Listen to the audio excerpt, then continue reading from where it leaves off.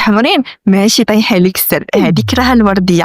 الا كنتي كتعاني من الورديه وما بقيتيش عارفه كيفاش تعاملي معاها، سواء عندك احمرار او لا تهيج او لا حتى تقلبات مزاج البشره وبدون سبب، هذا الفيديو ليك. ديري لايك للفيديو، خديه عندك تقدري ترجعي ليه من بعد. وباش نطمئنك راه ماشي غير انت اللي كتعاني من نفس المشكل، كاين حوالي اكثر من 415 شخص في العالم كيعاني من نفس المشكله.